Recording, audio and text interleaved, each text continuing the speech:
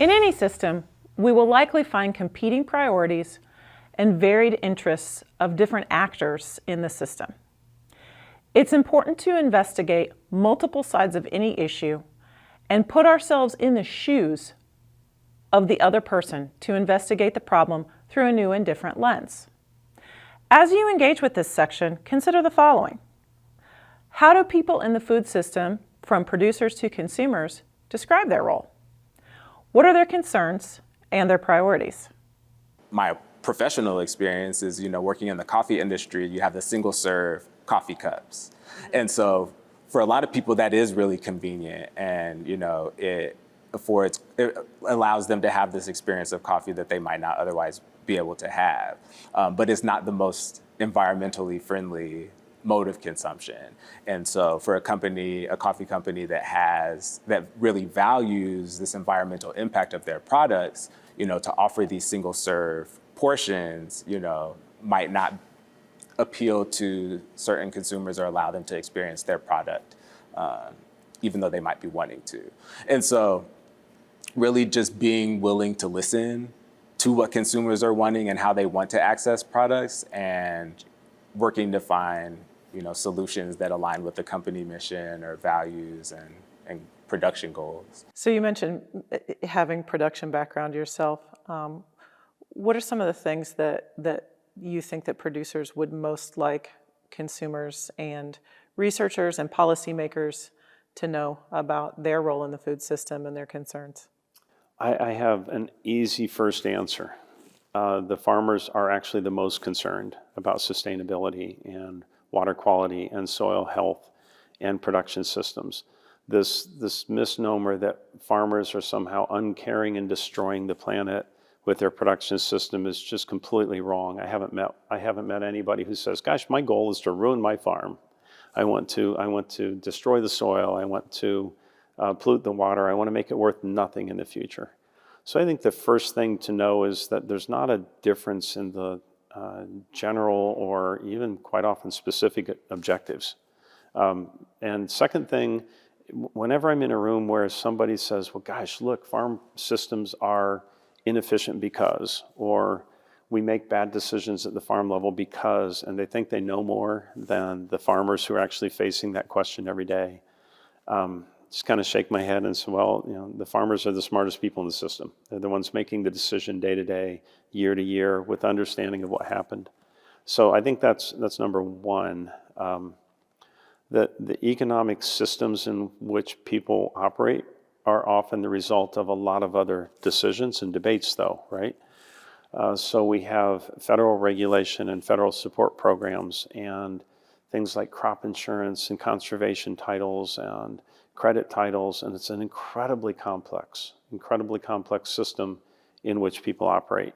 So there generally aren't simple places to enter with, if only farmers would, then the outcome would be something else. It's just never quite that simple of a system. There's been a huge push to have farmers, especially in the Midwest, incorporate more kind of conservation practices through no-till or cover cropping, and so there's been a lot of research on why do farmers, either adopt these practices or not. And we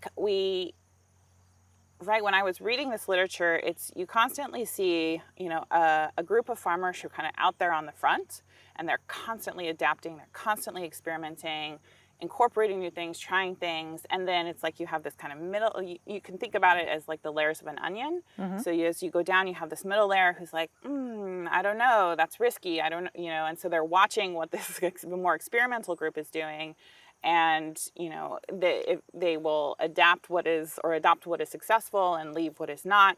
And then you have this kind of layer of very conventional farming where it's like this is how farming is. And so there's a lot of research on the good farmer and conceptions of a good farmer being this kind of row crop, conventional, right? Lots of inputs to farming.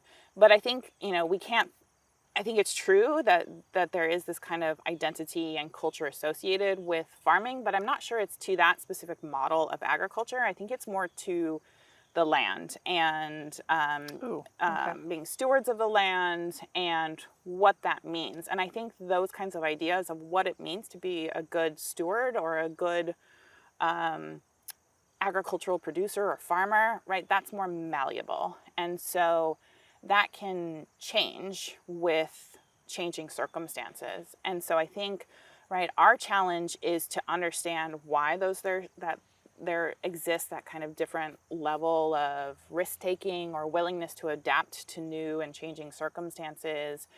And this is where we're premised on having farmers be the leaders themselves. So it's like, why are you doing this? And how could we help others see that this is still an appropriate or suitable way of farming?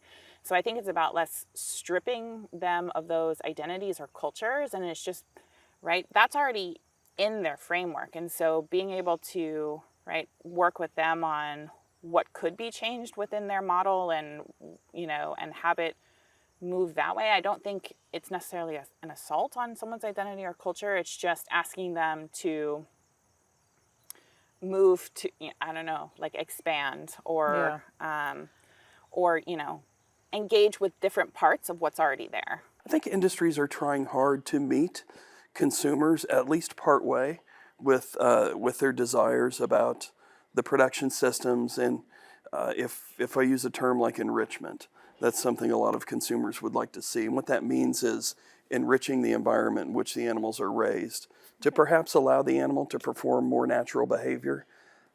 You might drive by a pasture that contains horses, and you might see a giant ball, looks like a children's toy, out in the pasture. And that's an example of something that we can provide that might occupy the horse's time, gives them something to interact with, something to do.